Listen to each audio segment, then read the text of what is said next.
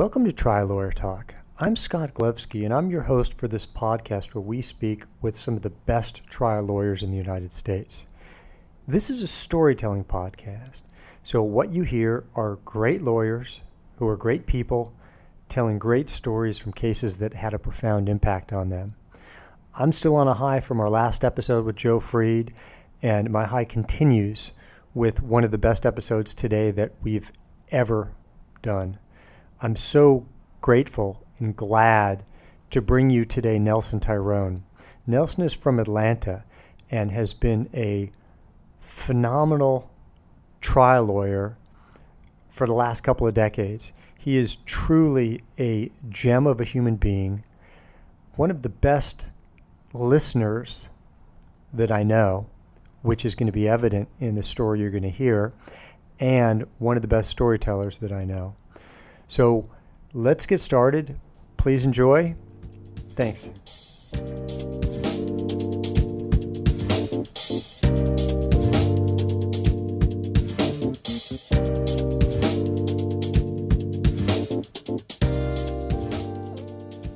I'm very pleased and feel very lucky to have with us today Nelson Tyrone, who is a phenomenal human being, phenomenal trial lawyer, and a phenomenal teacher.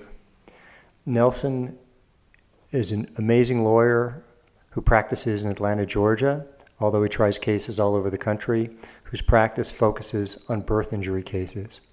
Nelson, thanks for being with us. Boy, I'm honored to be here, and I'm not sure I live up to that intro. Nelson, can you share with us the story of a case that had a profound impact on you? I can. You talked to me about this a few days ago, and I've really warmed up and been thinking about one of my former clients. I used to be a criminal defense lawyer, and so this is a client of mine. It was one of the last criminal defense cases that I handled, and his name is Hoa Ta. H-O-A is his first name, pronounced Hoa. T-A is his last name. And I think it was maybe 7-8 years ago, but it really has had a lasting impact on me. So should I just tell you a little bit about him? Please. Hoa, I was a criminal defense lawyer in Atlanta. Hoa was indicted in federal court. He's a 19-year-old kid from a Vietnamese family who lived in Portland, Oregon. And Hoa was charged with some horrible stuff, drug, conspiracy, kidnapping. And the kidnapping was alleged to have involved Atlanta, Georgia. And that's why the case was in Atlanta. And when Hoa was charged, initially there were 5 co-defendants who were alleged to be his Vietnamese gang co-conspirators. By the time we were heading towards trial, those other co-conspirators had all pled guilty and would be testifying against Hoa at trial. And Hoa, from the very start, had explained to me that he was innocent, and the story that he told me from the very start, he was innocent. It was just a very complicated set of circumstances, and he just got caught up in. So let me tell you a little bit about Hoa. Was charged with being involved in a drug conspiracy and a drug deal gone wrong. And the allegation was that when the drug deal went wrong, meaning when the allegation was that Hoa and his part of the drug conspiracy did not show up at the drug deal with the money. They were allowed to take the drugs from the deal and never returned. And then the allegation was that in order to even up that debt, for Hoa to be held responsible by the drug gang for the money being lost, that Hoa had to be part of a kidnapping. And the allegation was that Hoa conspired and helped the drug dealing gang kidnap a person in Atlanta, Georgia, to then take them back to Portland, hold them for ransom. That was the story that the government told. And it was a pretty compelling story. And the reason that it was so compelling is that if we go backwards from the moment the police showed up on the scene, When the FBI showed up to free the kidnap victim at the end of the story, they showed up at a hotel room in Portland, Oregon, and there were two people in the hotel room. One was Hua, and one was an elderly gentleman who was the kidnap victim. And the kidnap victim was very clear that he had not been allowed to leave, that he was not allowed to leave the hotel room. He was being held, and that Hua was the member of the team holding him who'd been left behind to keep him from leaving. And so it sure looked like a kidnapping. I mean, there was one person who had nothing to do with the crime and was a kidnap victim. And then there was Hua, who clearly had had something to do with the crime. So that's where we started. And all the co-conspirators basically said, yeah, we were part of this gang. We were trying to do a drug deal. Hua was in on it. Hua was supposed to arrange for someone to show up with some money. Hua and that person did not show up. And then we told Hua the only way to help us is to kidnap a family member of that person, and we'll hold them for ransom and get our money back. That sounds like the odds were stacked against you from the get-go. I mean, 4 or 5 witnesses were all going to testify against Hua. How'd that feel?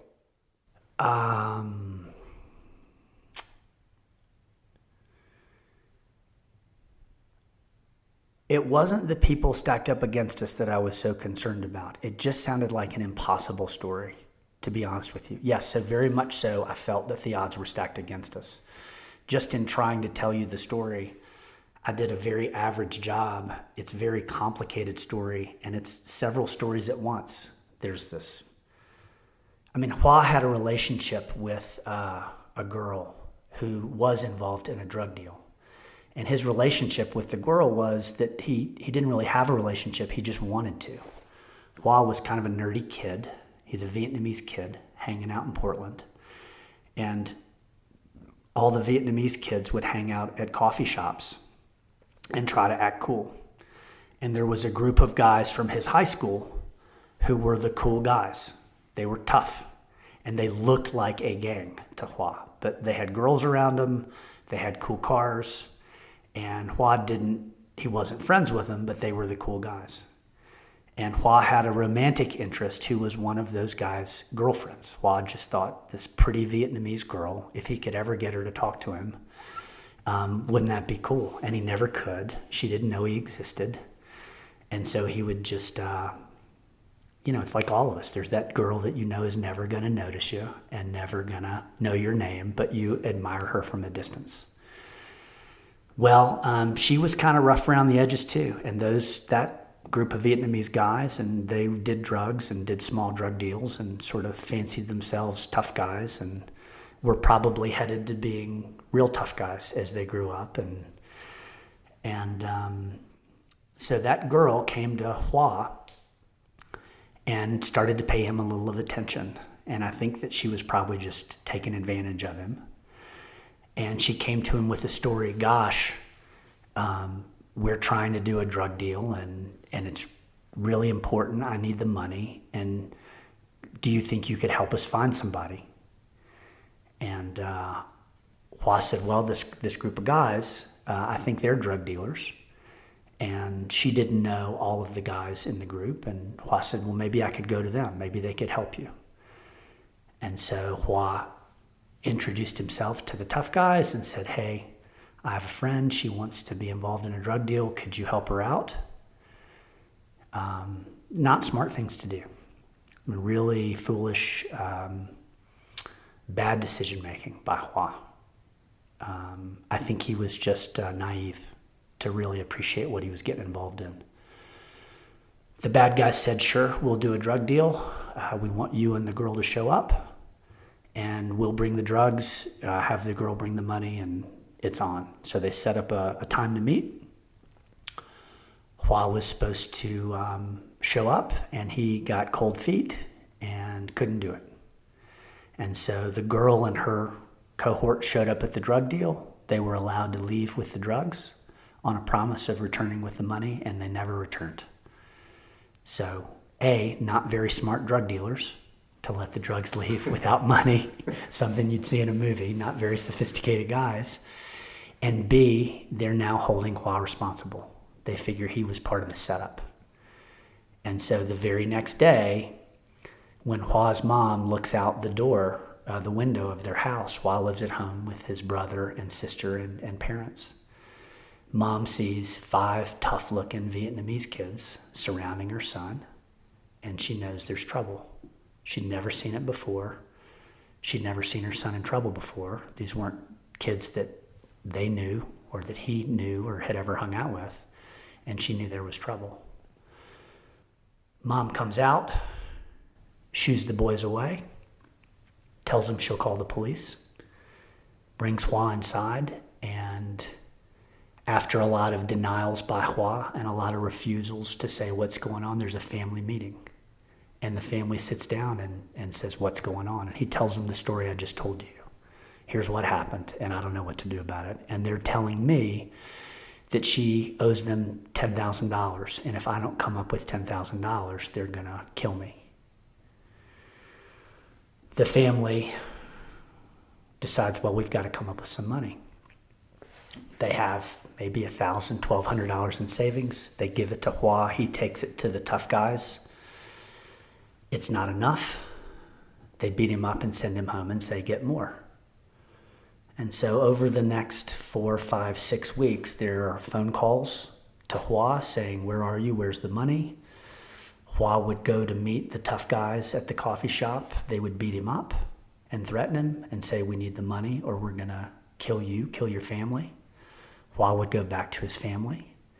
They would try to come up with money and they would send what they could. And at the end of that process, they were $6,000, $7,000 short. They'd come up with everything they had. Sold a car. They didn't have more money.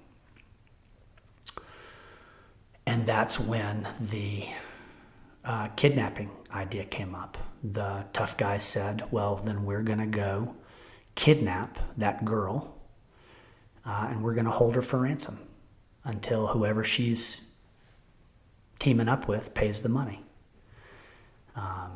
They figured out that she lived in Atlanta or was in Atlanta, had family in Atlanta. And so they told Hua, you got to come with us, show us where her family lives in Atlanta, tell us what you know, be a part of it, or we're going to kill your family. And so there was a scene where the family says goodbye to him, and he hops in the car with one of the tough guys, and they wave goodbye, and they really don't know if they'll ever see him again. Hua and the tough guys drive to Atlanta. They pull up outside where they think the girl is. There's a car pulling up that matches her car, a black Civic. Someone steps out of the car. The tough guys run out and grab them. It's not the girl. It's an elderly man. It's her father. And they just grab him and stuff him in the car and drive away. Drive all the way back to Portland, find a hotel outside of town, and hole up and figure, we're going to get our money.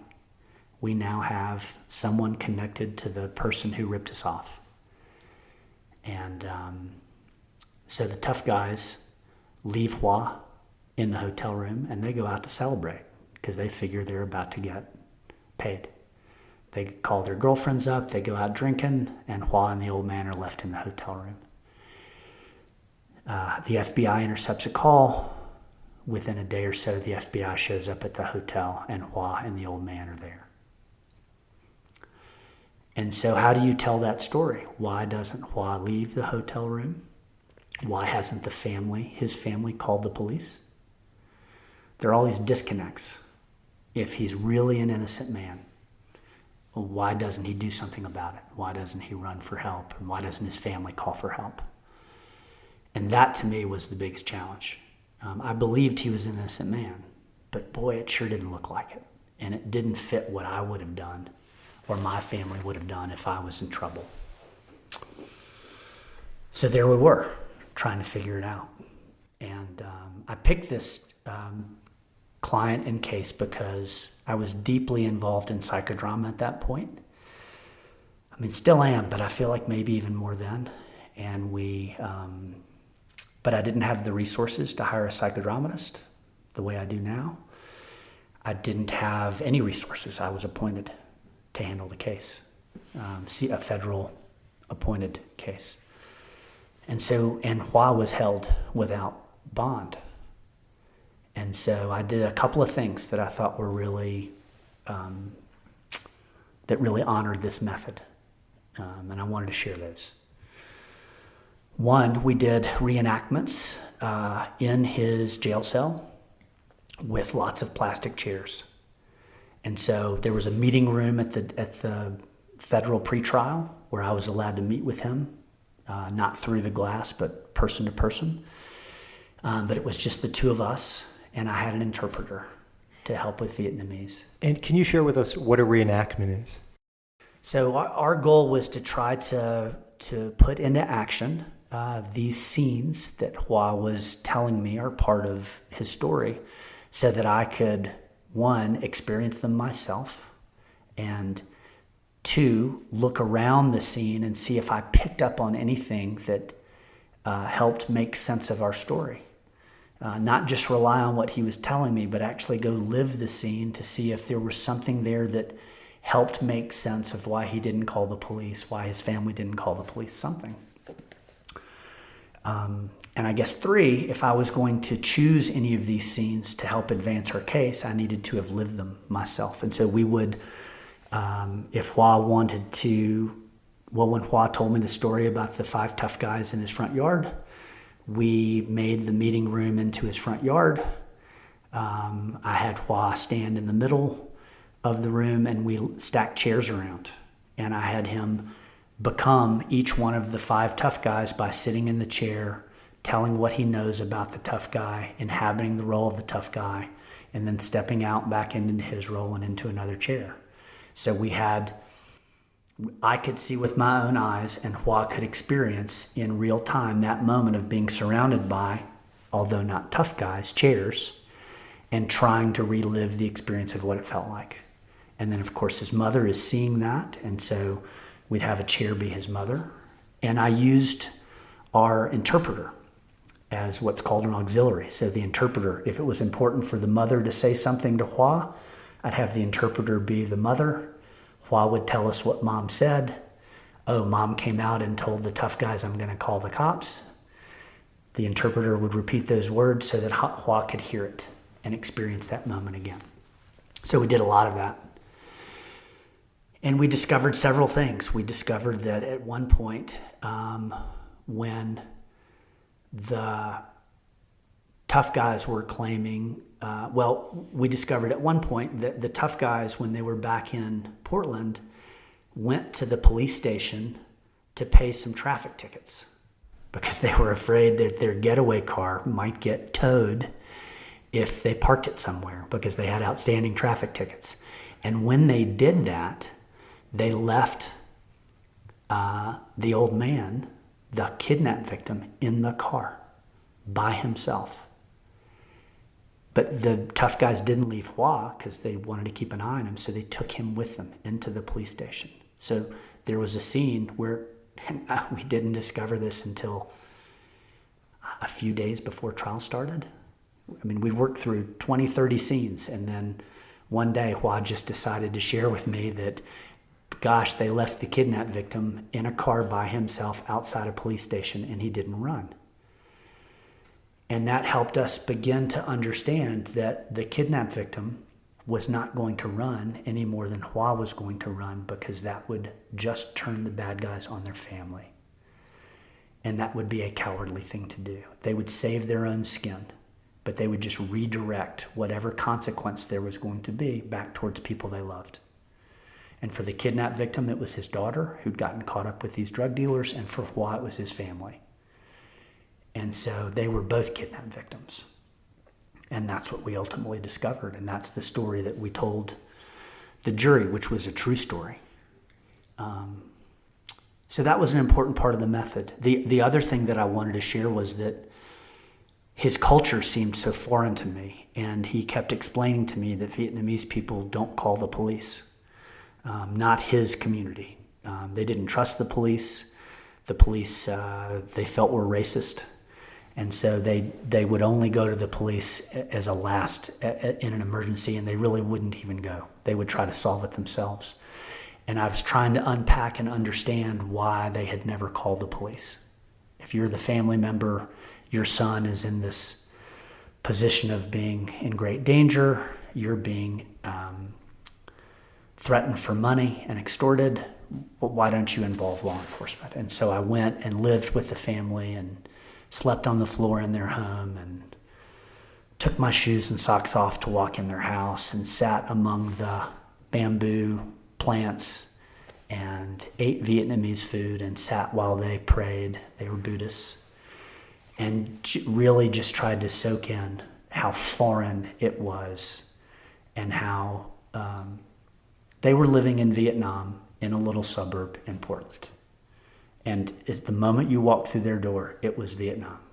Every plant, everything they ate, every word out of their mouth, their culture, their customs, everything was Vietnamese. And it helped me understand and believe why they would continue to act that way and not call the police. Can you share with us a bit about how you told this story, whether it was in a first person or something about how you told it? So here's the most important thing I want to share with you. I was thinking about this. So of all the things that I would share, here's what I choose. It was a very complicated story of this wanting to like the girl and these drug dealers and this drug deal that goes bad and this kidnapping in another state. And it just was too much. It was hard to explain. And so I was desperate for a way to simplify it. I found that every time I tried to tell it, like today, it just would take 20 minutes. And I was looking for something that was simpler and more powerful and easier to communicate, because it sounded like I was making excuses by taking so long to explain it. We had a Vietnamese interpreter during the trial. The trial lasted several weeks. I was searching for a way to simplify my message to the jury about this young man who got caught up in something beyond his control. He was way out of his element, way over his head, and he couldn't stop it. That's what I believe the story was. And as I kept telling that story to everyone who would listen, I ended up telling it to the interpreter. She and I would, on coffee breaks, we would talk. And I was telling her that story. I could tell that she had feelings, warm feelings for my client, and was sympathetic. And she said to me, that reminds me of a story in my culture. And it's the story of the boy on the back of the running tiger. And so here it is. There were two boys walking through the jungle. And one of them was a very mischievous boy who knew a lot about the world. And the other boy was naive and not popular and not mischievous. But he felt good hanging out with someone who was popular. And as they walked through the jungle, they came upon a sleeping tiger. Now, the naive boy didn't know anything about tigers, never seen one, didn't know anything about them. But the mischievous boy did. He had traveled a lot more and knew a lot about the world, and he decided to play a trick on his friend. And so the mischievous boy said to his naive companion, "You know, I'm so tired of walking. I bet you are too. You know, I bet that tiger would be willing to give you a ride on his back if you just climbed on." And the naive boy said, "I am tired, but I don't know that he'll let me, and I'm a little scared." And the mischievous boy said, "No, don't be scared. Tigers love it when little boys crawl on top of them. You'll see." And so the naive boy, trusting his friend and not knowing better, climbed on the back of the sleeping tiger. The tiger immediately awoke, arched his back, and took off running at full speed through the jungle. And so there you have it. You have a boy on the back of a running tiger. Now, what are his choices? If he lets go, he's thrown off and surely eaten. If he doesn't let go and he holds on, he is forever on the back of a running tiger. And the light just went off for me when she told me that story. And so, in closing argument, after we had done our work in the trial, my wife had found an image, a black and white image of a tiger sprinting. And she is an architect. They're good artists as well. And she drew in an image, just a silhouette of a boy holding on to the back of the tiger. So all you could see was black and white, but you could tell that there was a tiger running and there was a little image of a boy holding on. And I started my closing with that image on a screen, and I didn't say a word.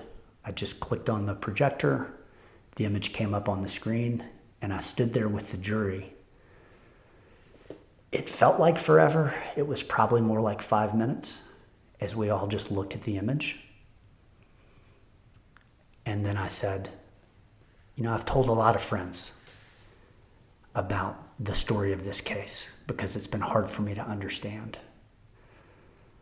And I've been trying to figure out a way to tell it in a simple way that was honest and made sense. And one of my friends is Vietnamese. And she said, that reminds me of a story. And so let me tell you the story of the boy on the back of the running tiger. And so I told the story, just like I did now.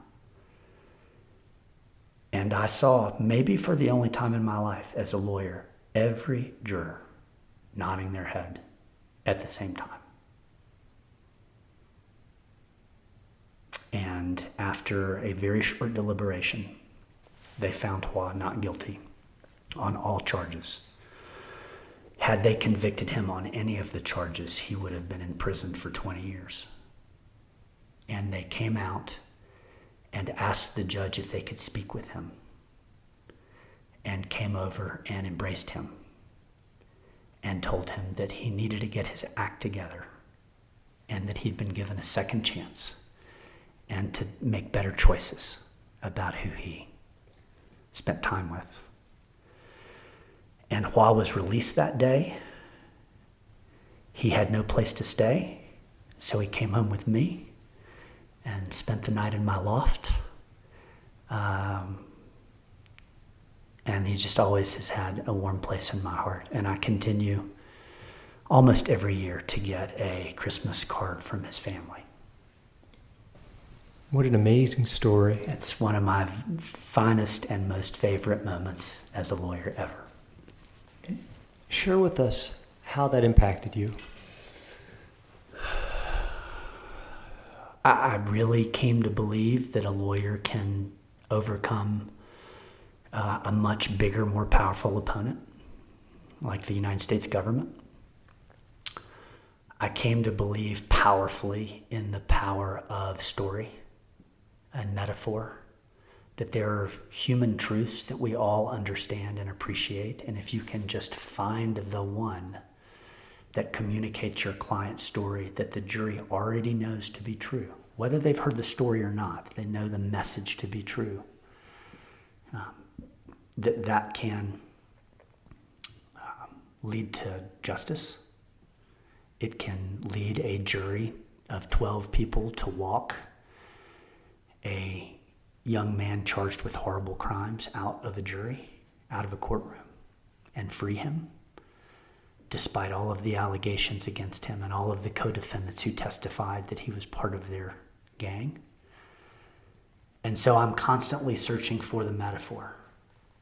So I guess that's, of all that rambling, probably the most important thing that it has left with me is that image on the screen, and I have it to this day, of the boy on the back of the tiger, and how hard work, some luck, if you can find the story, it has incredible power. Nelson, what advice do you have for young lawyers out there? Outwork your opponent. You almost always can. In the kind of work we do, whether it's criminal defense or if you represent people who are hurt or people who've been defrauded, we have the ability to get to know our clients and their stories better than our opponents do. So do that. Dig in, expend yourself, learning everything you can and soaking it in. And then be open to finding a way to communicate that simply with a story, a metaphor. Because there are only a handful of stories in the world. We've all been betrayed. We've all felt less than. We've all gotten over our heads. And we've all gotten in situations, I know I have, where it felt like I had started out or caused something to be started that I couldn't stop. And I felt powerless to do anything to stop it. And I felt that I'm just watching what I know is going to be a bad or painful result occur because of some action I took. And I believe that those jurors had experienced that as well. And if you live long enough and you're honest about it, you've experienced all these stories. We've all felt less than. We've all felt betrayed. We've all felt not good enough. We've all felt, boy, I've done this thing and I can't stop the results. And if you can be honest about that and find that story and communicate it to other human beings, then they can embrace it. And lastly, Nelson, I know you are a tremendous, tremendous listener. I've seen you talk about your cases with anyone who will listen, and you listening to them and thinking about it and taking notes. And you shared with us how you got the trial theme for your closing argument from the interpreter who happened to be working on the case. Can you talk a little bit about listening?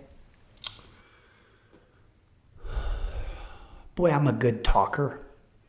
I don't know if that's what got me to be a lawyer or led me to be a lawyer.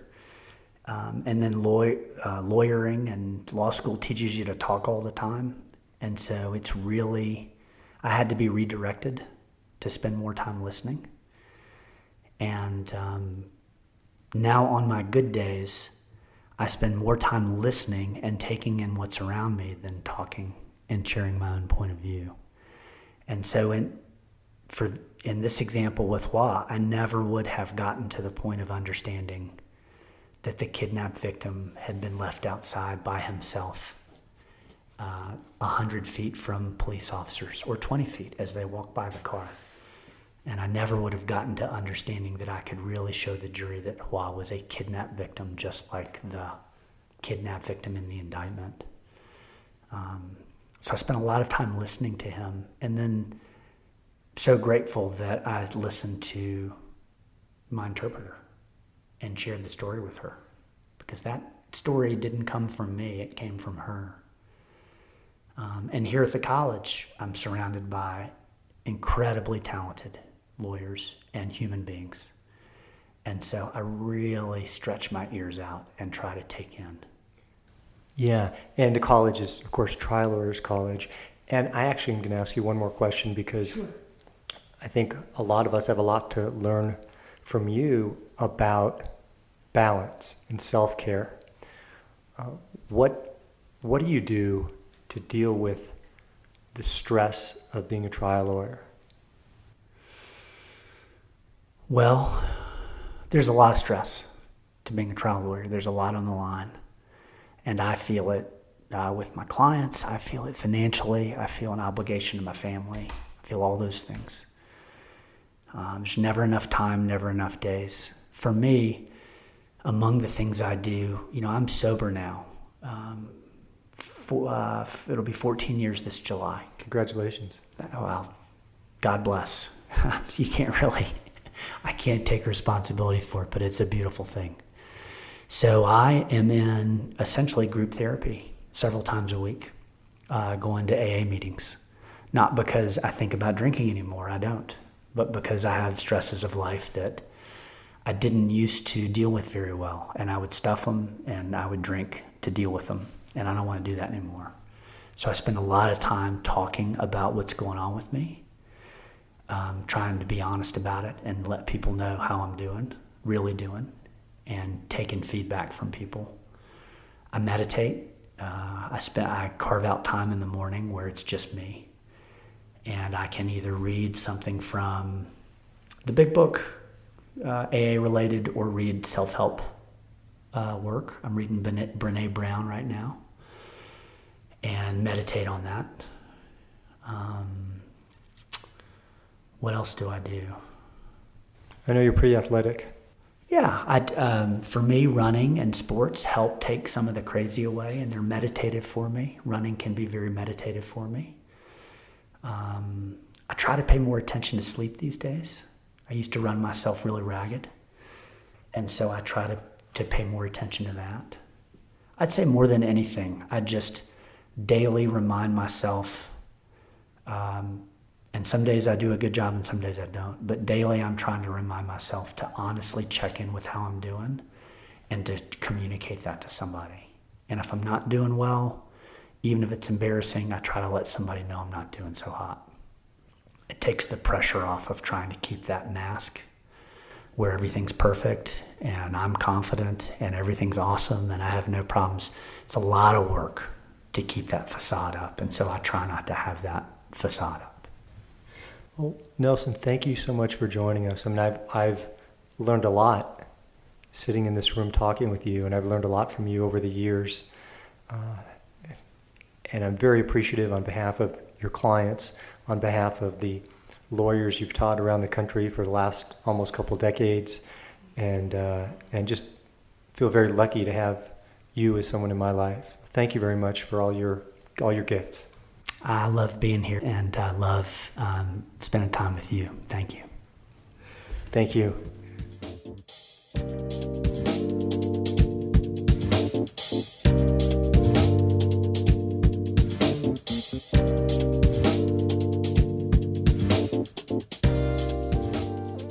Thank you for joining us today for Trial Lawyer Talk.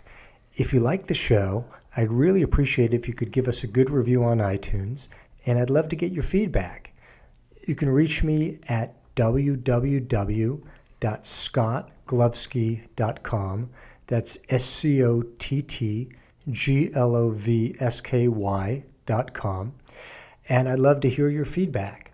You can also check out the book that I published called Fighting Health Insurance Denials, A Primer for Lawyers. That's on Amazon. I put the book together based on 20 years of suing health insurance companies for denying medical care to people, and it provides a general outline of how to fight health insurance denials. Have a great week, and we'll talk to you in the next episode.